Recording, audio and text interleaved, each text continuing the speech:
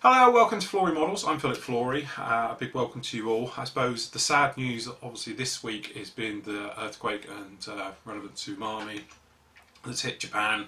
Obviously, this is an unfolding story, and I know a lot of people are obviously following it very closely and everything else, but quite frankly the pictures that are coming out utterly devastating. You know, where do you ever start on things like that? So I suppose that's overshadowed a lot of what's obviously being spoken about and discussed. So obviously our thoughts and prayers go out to the families, to everyone who's been affected by that tragedy that's sort of unfolding out there, and it seems to be ongoing. So it's absolutely terrible. As you say, Japan is one of those countries which, especially for our hobby, is still, you know, a major part of the culture as well. But you know, youngsters are brought up about it. Their shows, if you compare them to the Western shows, are nothing. You know, and obviously they do a lot of scratch building and techniques where, you know, are still traditional parts of their culture and things like that. So you know, I have a real connection with the people out there and everything else that they do. Especially, obviously, a lot of the modelling companies that, especially, you know, Tamiya springs to mind, but all the others, but you know, that are obviously going to be affected by it as well. You know, I don't think there's going to be many people out there who aren't going to be sort of untouched by the situation. So I'll say fingers crossed that everything works out well out there, and obviously can get back onto the feet and move on. Anyway, on that point of things moving on and everything else like that, from seems small fry really comparison when you know, compared to what we just spoke about, but obviously the changeover to Flory Models is basically complete now. Just a few little minor bits and pieces to go. So obviously you'll be now getting everything that was Pro Modeler is now labelled up to say Flory Models. There's just a couple of exceptions. Obviously if you're buying stuff from other companies, our stockists and that, it may have Pro Modeler on it, but obviously it's all the same thing. But a lot of people have said, oh, you two separate companies. No, we're just going back to how we are. So now anything that was Pro Modeler is now got Flory Models, and we've moved on, things like that. Some people have asked us about, obviously, with the Revell situation, and I say, well, happy to, you know, say that we are talking with them, and I must admit the guys over at Revell have been absolutely fantastic over all of this. We are working together, and we hope to bring you some exciting ideas between the two companies soon and everything else like that. We sort of put this behind us and move on. So from that point of view, it's all working absolutely great. As probably see here, the Phantom is starting to take shape very, very nicely. If you've been following the builds, obviously I'm recording this here on Sunday, so obviously if you have been, click that out, if you have been following the build, it went up on Friday, but if you haven't, obviously Friday's part up here, and that really shows about getting this front end all installed in there, and everything. This is all glued in place now, the canopy work, doing framing and things like that, obviously getting this on. Just got the electric cables hanging out at the bottom there and everything else. I'm going to carry on a little bit more with this one this week, and then I'm going to be focusing back onto the Corsair again to really push that one forward. But what I was trying to do is play catch up with the Phantom, getting it together so I can both go through the paint stage, because obviously quite limited in space in here, and I didn't want to have one on the go which is, you know, still got sanding and filling going on with you, because obviously the Corsair is ready for the paint work now. So that's that one coming along very, very nicely. If you haven't seen it, it's say all the part on that one. I'll get another part of that one, just getting the final bits together, the undercarriage, and showing you all about those bits, and move through. Same with the Corsair, so that'll be what I'm working on this week, and then obviously we'll be running through the paint stages of them. They're going to be a little bit different. What I'm actually going to be doing, I know I spoke about it before, but a series of videos about weathering and you know, painting and weathering your aircraft. So I'm using these two are of it. So what's going to happen is, these both ones will be part of the videos you see, but then there'll also be, obviously all the members, you can watch it online anyway, will be a really in-depth on how to airbrush, paint and weather. Obviously it will be like the Phantom and the Corsair as well, so it's going to be an overall effect. And obviously with these as well, we're going to be using things like pigments, as well as obviously the washes, post shading, pre-shading and things like that. So you can sort of bear with me. Hopefully it'll be to the run to the end of the month when I do all of these. Going to be working on them a lot this week, and certainly getting them obviously to the paint stage, and then as I say, it's going to follow through. So it's going to be a very, very in-depth look at painting and weathering these particular aircraft, because obviously one is blue, which is a nightmare colour to sort of weather and to make look right, otherwise they just tend to look like bricks. So I'll be showing you how to break up the colouring and everything else like that. Same with the Phantom. Obviously this one is going to have, you've probably gathered if you've been watching, following this one, that actually where we've done the weathering for the cockpit, really worn down. The airframe is going to look just the same. So you can follow me for those, and I'll be working on those very, very soon.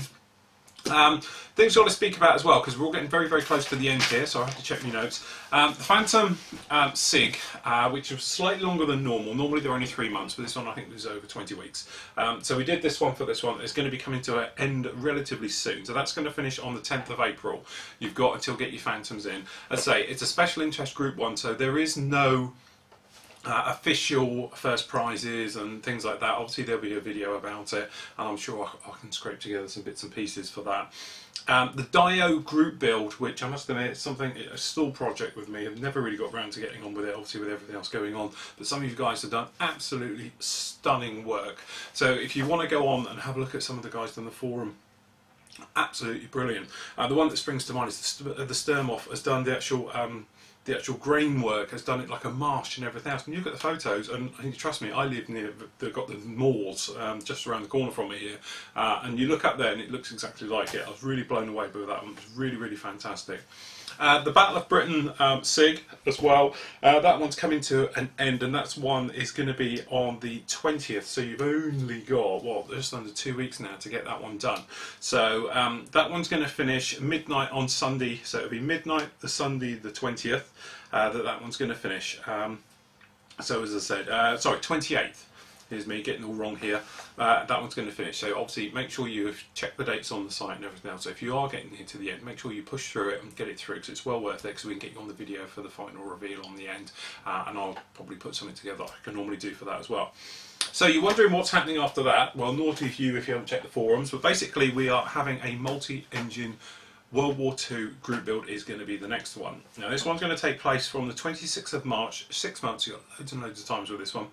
And then it's going to finish on the 18th of September. So it's a 6 months run, multi-engined, literally anything more than one engine. So what we're counting out here, your standard lightweight fighter is out, but obviously things like Mosquitoes and BF-110s, anything else like that, as long as you've got 2 engines or more, because obviously there's some other ones out there, there's going to be more. So obviously you've got your Heinkel bombers, your Lancasters, your B-17s, 24s and so forth and so on.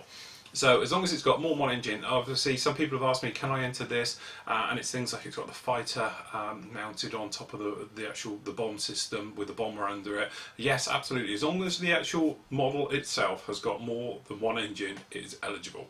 Doesn't matter if it's, you know, a jet, some of obviously the early jets in that form, or anything else. As long as it's got more than one engine, it's eligible. But basically, as long as it was used in theatre properly, not just a one-off, but as long as it was actually operational in World War II, it counts. So obviously there's full details which are going to be up, well actually they're up there already, about it. So it can be an out-the-box build, straightforward out of the box, or you can scratch build something, or a bit of both, or obviously you can use all the aftermarket resins and bits and pieces that go with it.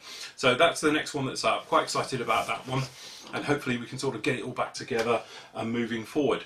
A couple of deliveries in this week. First of all, I've got to mention something that I've been on about for ages, and Astra Decals have actually brought out a series of remove before flight tags.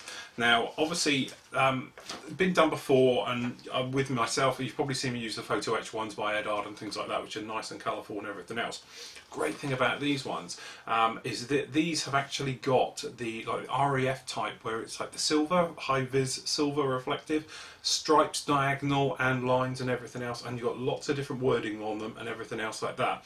So I'd say these are decal form, so you can just fold them in half, a bit of PVA glue, and then bend them and set them, or you could stick them onto something if you wanted to, something like that. But you've got some nice little actual references on the back and everything else. So obviously we're coming 1/72, 1/48 and 1/32, sorry, 1/72, 1/48, 1/32 scales. I've got all 3 in stock, and they will be on in the store very, very soon as well. I've only got 10 of each in, but you know, obviously quite handy to have. The other thing is, before everyone rushes out onto eBay, because this little beastie, which is quite an old kit now, is the Italieri F3 Tornado.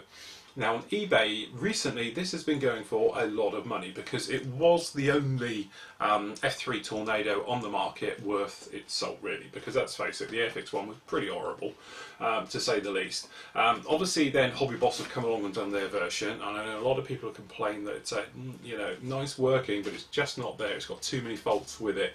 So a lot of people are still going on about this. So anyway, as I said, been going for a fortune on eBay, and then all of a sudden Italeri have turned around and re-released it. So we've got this one here. They've done it sort of as a Italian type of special because you get the decals on the back for a lot of the specialist Italian squadrons that flew the Tornado, but obviously you've still got 11 Squadron and 111 Squadron as well for the Tornado. And I'll tell you what, this is the thing I like. Normally Revell of Germany are bit like this as well, but basically you've got these horrible boxes which are an absolute nightmare to do. And what we like here, and as I have, and I can show you here because I have them here, I like to have the boxes where you can just chuck your sprues and all your bits and pieces, and then you can pop them out of the way. And to be honest, that's how I have all mine laid out here. When you have the standard carton type, it was always the problem that you come along and then you open up the box, and then what do you do with all the sprues and everything else like that? Well, this is where this one is quite clever, because now they come with a tray. So you have your standard box like that, but now they come with a tray inside. Two things this does. First of all, it strengthens up the box no end, so it doesn't get crushed like it used to. And secondly, we now have a tray to put in all your parts when you're building it. And I know that sounds slightly sad, but you know, quite frankly, it does count, because many a times you have to keep other boxes around and everything else like that. So it's a nicely printed decals, as you can imagine. I'm not going to go right the way through the kit because, quite frankly, it is showing its age, but what I will say is it's recessed panel lines. It goes together very, very well, and it is an extremely accurate shape of the Tornado F3, whereas the Hobby Boss one, although you've got all the singing in details and everything else because it's got drop flaps and the thrust reverse buckets, radar, things like that, it's the wrong shape in a couple of the areas. The cockpit's horrible, yeah, you have to chop at it. This one, if you go along and can grab yourself some Paragon drop flaps and things like that with it, makes an absolutely lovely, lovely kit. So well worth picking one of these up. And obviously the other thing as well, you pick up one of these, they're only 20 quid a pop, versus the Hobby Boss one, which is wrong anyway and going to cost you a bit more. That's not to say I don't like Hobby Boss, but because I've got some of their stuff over here, but it's just one of those things that are really, really nice. That is really about it for this week. I'm sorry it's a little bit late, but as you said, we had a internet upgrade, so now I can now upload a 30-minute video. Instead of taking me 6 hours, it only takes me 3. So until next week, as I say, thoughts and prayers go out to Japan and all the affected parties out there. So until then, everyone, keep the faith and happy modelling.